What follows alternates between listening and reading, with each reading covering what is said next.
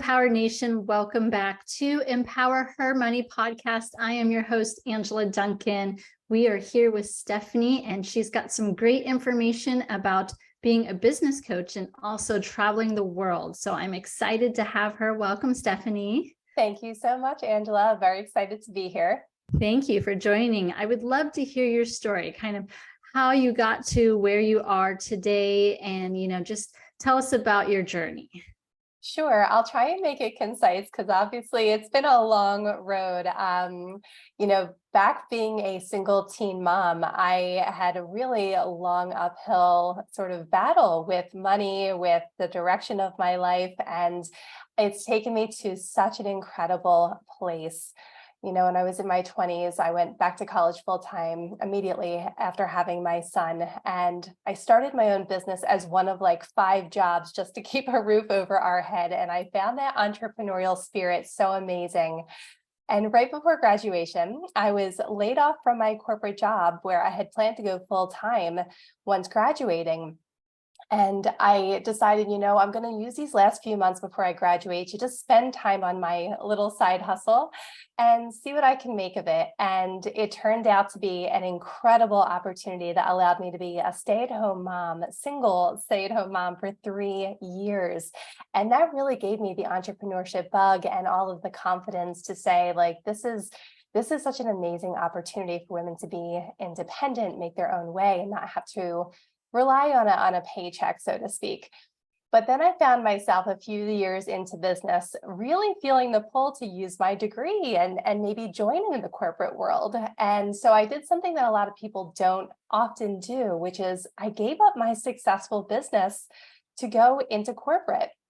And I loved it. I had just an amazing time in corporate for 15 years across 2 different industries. I had a lot of corporate success, and I really built up this financial foundation, got myself out of the financial hole that I was in from being just, a broke single teen mom.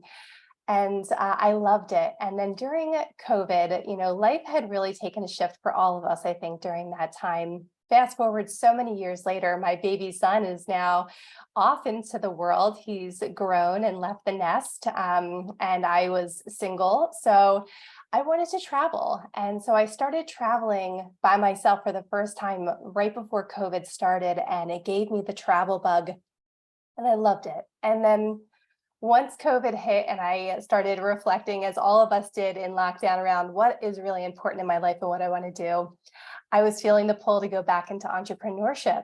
And so I started a little side hustle alongside my 9-to-5, and it was a coaching and consulting business. And I loved it. I immediately felt like this is what I'm supposed to be doing. Everything has been leading me to this point. And so I built that business alongside my corporate job for 2 years. And in the process of that, I also became a digital nomad, sold all of my things and started traveling while in my corporate job and building my side hustle. And when the time was right, I left my job and started traveling internationally. And that's what I've been doing ever since. Awesome. Yeah, I love that. And I think a lot of us can relate that COVID really changed our perspective. I used to be very goal orientated. How much revenue can I get? How much money in the bank? And then when COVID hit, you think about that and what's really important. And if you were not here tomorrow, what could you have done differently, right? So I love the travel aspect of that. I think a lot of people would love to travel the world. But talk about a little bit, how did you prepare yourself both financially and mentally to be able to have that dream and make it come true for yourself? I had been running my territory for my corporate job remote for a year during COVID and was very, very successful. I didn't back off of my corporate, role at all while building my side hustle. And so when things started to open back up, I asked my boss if I could continue to work remotely. I wanted to relocate somewhere warmer.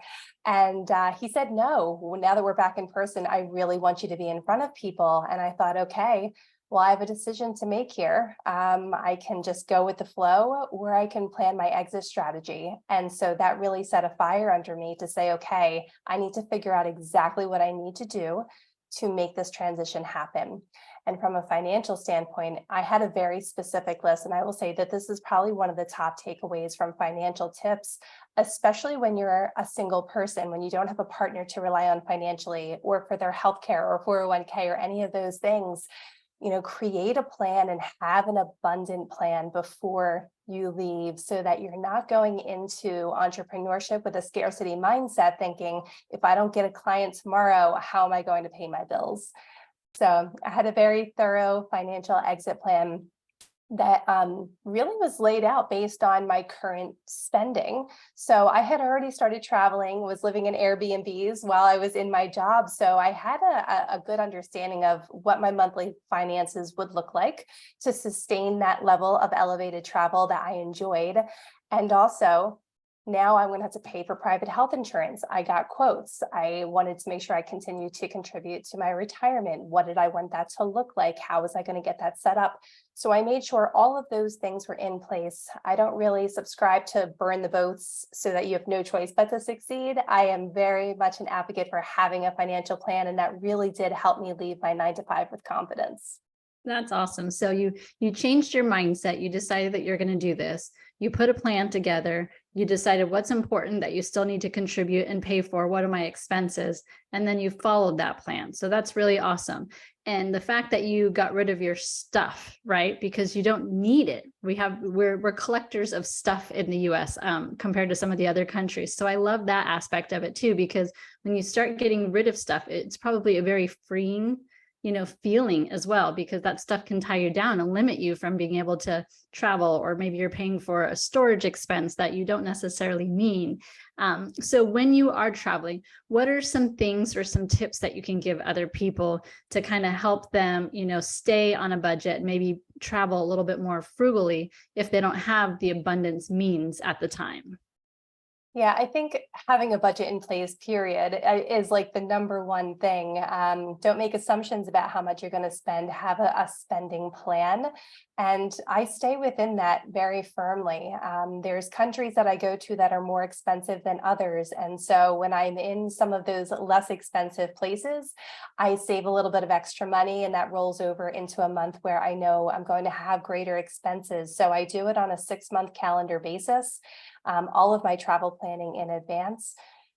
You can, find great last minute deals and budget deals. I find that to be very overwhelming, and I like to be sure of what my spending is going to be and where I'm going to be so that I can plan in advance and really prepare financially. And so, I do my homework on the country and, what the accommodations are going to be like and the food spend. But I have a budget, I stick with it. And if that means that I'm not going on as many tours, or I'm finding other ways to enjoy the city, free walking tours and, maybe just exploring different free museums instead of doing something a little bit more high end, then that's what I'll do. Luckily, I have budgeted myself pretty well, and I've been doing this long enough now that I don't feel like I need to hold back too much, but there are places that are very, very expensive. And so I just always want to make sure that I'm either prepared for that before I go or scale back once I get there. Good. Now, give us an idea, maybe one place that you've been to, if you are on a budget and you don't have as much money to start off with the travel, where would you recommend that maybe is a little bit less expensive as far as the housing cost, the Airbnb, or the food cost, or things to do in the city? Where can you go that's a little bit more on a budget? So I'll say, I think it's really important to travel in a travel style that you're going to enjoy. Because if you're constantly worried about pinching the pennies, then it may not feel like the experience that you're looking for.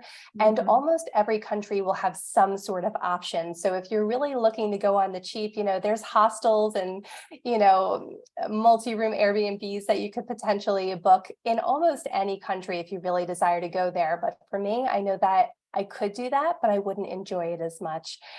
So really, know that about yourself before you go so that it really is the experience you're hoping for. But Eastern Europe and Southeast Asia are really popular spots for more budget-friendly, digital nomads or just long-term travel vacation spots.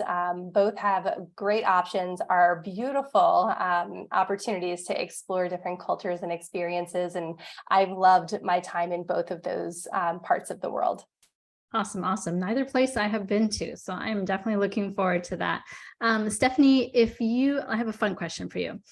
If you had to pick a super talent or superpower that you don't currently have, what would it be? And tell us why you would choose that. I would say a superpower, which isn't actually possible, but I would love to have is time travel. I'm in Europe right now, and it is just so much an older country than America. And you can feel that when you're here, just, the historic recognition that America is still so young in comparison. So if I could go back in time and experience these places as they were 100 years ago, 500 years ago, I think that would be an amazing superpower. Yeah, it's like reliving a history book to be able to see it and experience it in person. That would be pretty awesome too. All right, Stephanie, if our audience wants to get in touch with you, either for your business coaching or to learn more about traveling, how do they reach you? Yeah, so I am at stephanieritz.co is my website. And on Instagram and Facebook, you can use those same handles to find me at stephanieritz.co.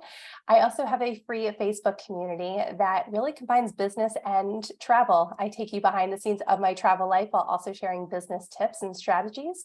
And that is the Freedom Based Business Builders Facebook community group. Awesome. Awesome. I definitely want to join that group as well, because traveling is I'm similar to you. I'm an empty nester. My daughter's away at college and I'm ready to just, enjoy life and have some fun.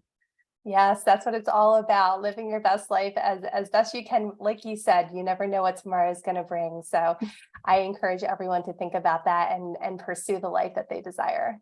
Awesome. I'm so appreciative of your time and your tips and your journey. It's been amazing, Stephanie. I appreciate you coming on the podcast today. Thank you so much for having me. This has been a lot of fun.